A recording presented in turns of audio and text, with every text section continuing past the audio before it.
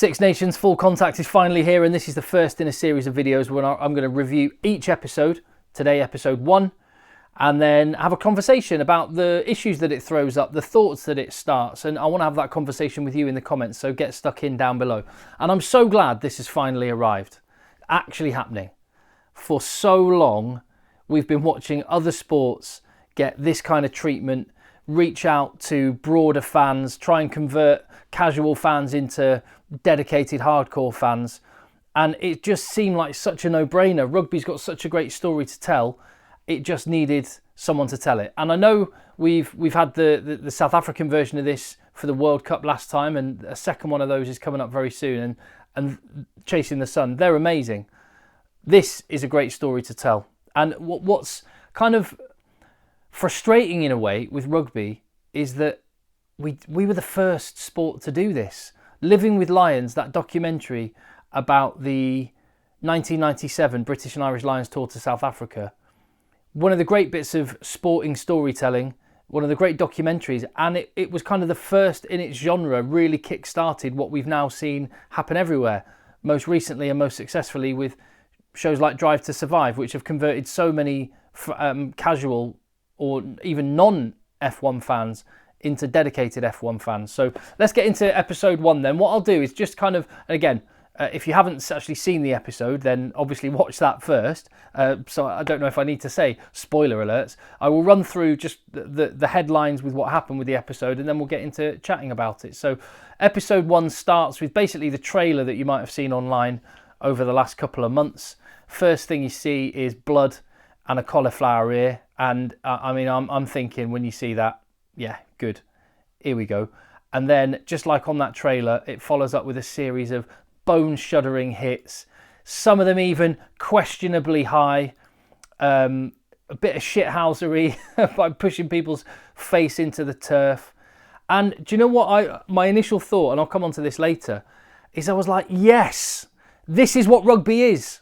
And do you not feel like recently that people within rugby sort of seem embarrassed to say that this is what rugby is? They almost need to sanitize rugby, and oh no, it's not about big contacts, and it's not about potential injuries or hard men running at each other. Yes, it is. That is exactly what rugby is about, and that is what we love about it. And interestingly, when people try and tell a story of rugby to people who aren't rugby fans, that's the first thing they go for: blood and thunder, and you love it.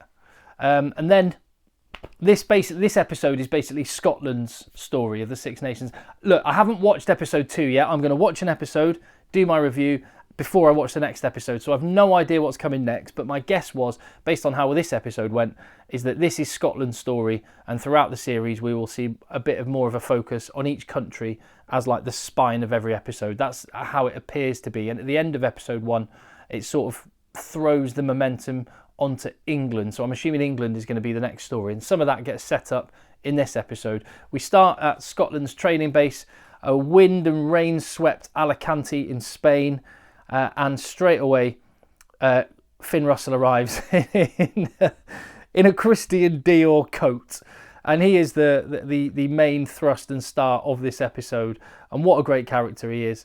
We also see nice and early on Stuart Hogg's incredible hair and teeth. And what I always know about films and storytelling in general is you never ignore what happens at the start of an episode.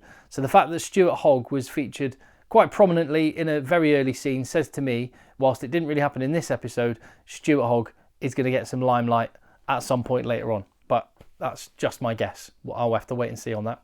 And then what I quite liked about this episode is it sort of tried to touch on the history.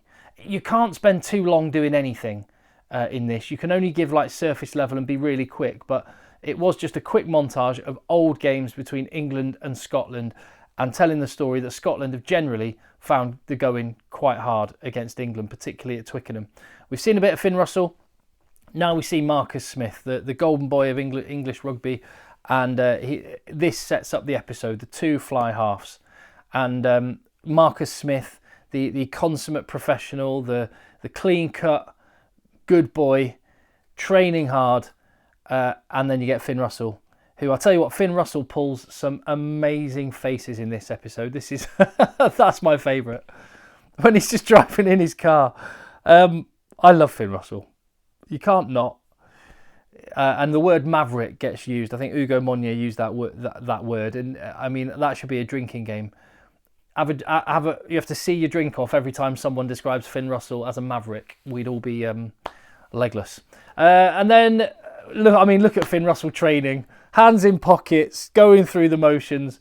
And again, what's happening here? I don't think Finn Russell. I mean, he says he prefers playing to training, but I don't believe for a second Finn Russell doesn't train hard, because he wouldn't be playing at the level he does if he didn't.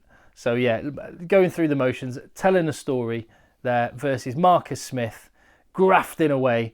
Although one little bit of feedback on this, the Marcus Smith does not go to full depth on his squats. Sorry, you got to break the horizontal, Marcus. You got to get your ass below your knees, otherwise it doesn't count as a rep. But what do I know? I bet you can lift way more than me. And then you get Marcus Smith's backstory in the Philippines. And I like little touches like this. It's only tiny little things, but it builds a picture of these players. And bearing in mind, rugby's reaching out into new territories. That is, if you're watching anywhere in Malaysia, Southeast Asia kind of area, you might connect with Marcus Smith in that sense. So it's nice to tell these stories. Oh, God, we've gone. That's Andrew Porter's ear again. And then, yeah, the budgie smugglers. I love it. We've seen some bone-crunching hits.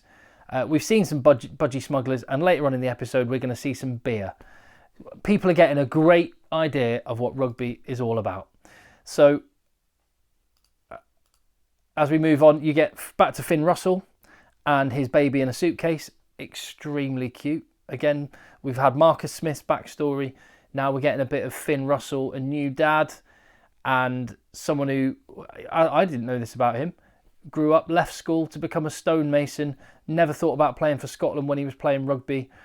I've got a story about Finn Russell. When he was in the Glasgow, when he was a young player at Glasgow, might have been in the academy or just coming through the academy, someone I worked with was at university in Glasgow, and Finn Russell used to come and coach the team there at Glasgow University. And he would turn up with a Tesco carrier bag with 2 meal deals in it. So like 2 sandwiches, 2 bags of crisps, 2 bottles of pop. And he'd stand on the side of the pitch, eat his 2 meal deals whilst telling the lads what they should be doing. And he did that because he loved his rugby, number one. And secondly, because he just wanted the excuse to be able to go to the Students' Union on a Wednesday night.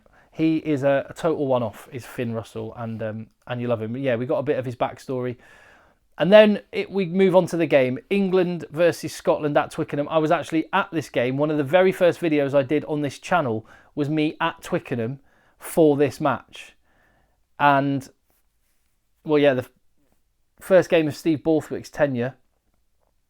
And it was not a happy start for him.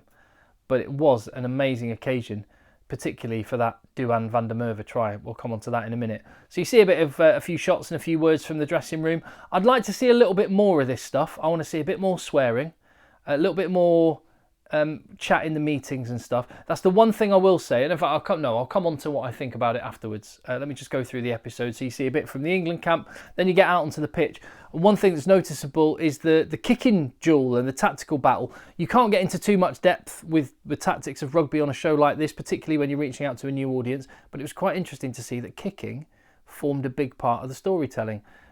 Again, another thing, when you're telling the story to people that are new to rugby, they don't mind a bit of kicking. When people in rugby, and like sometimes commentators on games talk about it, they throw their arms up in the air at a bit of kicking. It's a massively important and influential part of the sport. And Marcus Smith set up Max Malins for a brilliant try.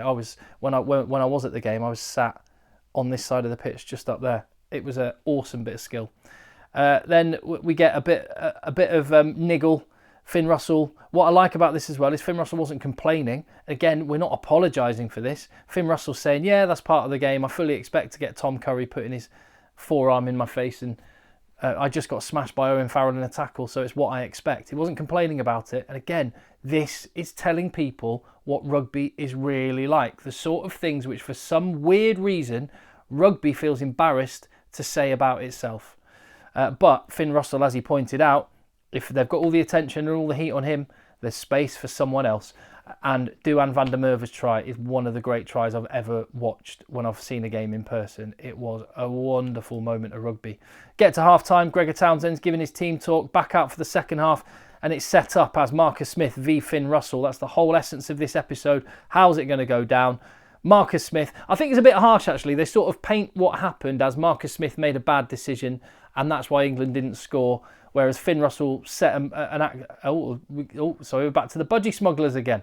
Whereas we get back to Finn Russell and it's almost like he is the mastermind behind the victory. I mean, Finn Russell did play his part in the win, but I watched that game. It wasn't Marcus Smith's fault, but that's kind of how it's painted. But they've got to tell a story, haven't they? Amazing facial expression right there as Duan van der Merwe is going through for his second try, which he scores to bring about a famous Scottish victory. Steve Borthwick's first game ends in defeat, and we get a lovely side profile shot, which really does showcase how much he's sacrificed his nose to rugby over the years, doesn't it? There we go. Calcutta Cup getting filled with beers. Chris Harris necking it. You love to see it. The team having a sing-song. And there's the morning after. Stuart Hogg's face. And what I quite liked was we cut from all the celebrations to Gregor Townsend saying, that's not good enough. And Finn Russell, another brilliant face as he's picking his nails. I wonder if he'd had a few as well. And Stuart Hogg wondering if someone can, I don't know, give him a new liver, a new soul. Really asking himself some searching questions. It looks like this was the moment that he decided to retire from international rugby, doesn't it? Anyway, that demanding element of Gregor Townsend saying, no, we want more, is because then we would see in only a minute or two, Scotland going on to absolutely wipe the floor with Wales in a comprehensive win. Finn Russell, man of the match, just to end the story with a nice happy little end, happy ever after. Finn Russell being the maverick, the family man, the new dad. They lived happily ever after. And on we go to episode 2 after a few beers and after Finn Russell showcasing that athlete bod, dad bod. Well, he's a dad, isn't he? And there we go. That was episode 1 of Full Contact. What do you make of it? What do you think of it? Let me know in the comments down below. If you get value from the channel, hit subscribe and give the video a thumbs up. That'll really help spread the word. So what were my takeaways from episode 1? I think it was really well done. We have to remember this episode was not aimed at me and probably not aimed at you because we're already rugby fans. If you're watching this channel, chances are you already love your rugby. This is an opportunity to reach out to new fans and I think they did it really well. You can't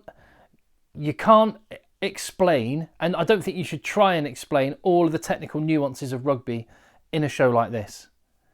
It's about telling the stories and the human stories wherever possible, and I think it did a really good job at that, picking some great characters and, you know, highlighting a real traditional matchup and two interesting guys who people can really connect with on like a human level. So I thought that was really great. Again, just to reiterate what I've already said, I thought what was really telling was that the people making this show thought the things we need to show about rugby are violence and brutality in a good way. I don't mean that in a negative way. Beer and singing, and yeah, just a bit of banter between lads. That was some of the stuff. When you hear all the negative stuff about rugby lately, it's almost like, as I say, rugby's got scared of its own shadow. It feels like it has to pretend it's something that it isn't. That is, for a lot of people, what rugby is. The Six Nations, quite often, for millions of people in the UK, I don't know what it is elsewhere, but the Six Nations, when I think of the Six Nations, for me, so many people will go to a pub to watch the Six Nations, and the rugby will be going on and they'll be watching it, but it will be more about the whole atmosphere, having a day with your mates, having a few drinks, and rugby is kind of the context to make that happen. And that's the kind of thing that we've got a bit too embarrassed to saying. So I think this show was really refreshing in that sense to go, yeah, do you know what? People love massive hits. People love blood being spilled for the cause. They love passion. They love the fact that rugby players are kind of like real guys that you can imagine having a pint with down the pub. And I think that's what this show in episode 1 did really well. A couple of things I would have liked a bit more of. Well, for one, I'd have liked just how magnificent Duan van der Merwe's try was to be captured a little bit. It felt like that was such an amazing moment of actual on-field play. They could have laboured that and spread that out a bit more, shown it from a few more angles, just to the majesty of skill and power and strength and speed of Duan van der Merwe in that try was amazing. So would have liked a little bit more.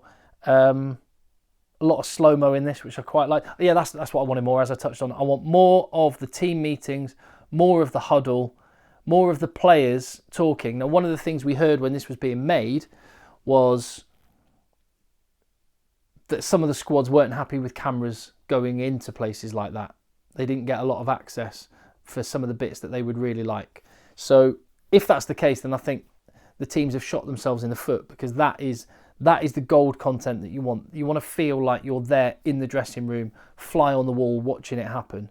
And it didn't really do that enough for me. I'm hoping that in the next episodes, it will manage to do that. But that's the bit I'm disappointed about in this episode. And I hope there's more of in the ones ahead. And certainly if there's a season 2, season 3, they have to get more of that. Because that's what Living with Lions back in 1997 changed the absolute game in doing. That's what it did. That was the stuff you really remember. You felt like you were there in the room with them. This episode, this new series so far, just based on episode 1, I don't feel like I'm in the room with them. I do, though, feel like I'm watching a really engaging rugby story. So overall happy, but definitely room for improvement. Tell me what you think down in the comments. Hit subscribe, give the video a thumbs up. And as I say, as I watch the next episode, I'll do another episode on here on Egg Chasers, and I'll see you on that.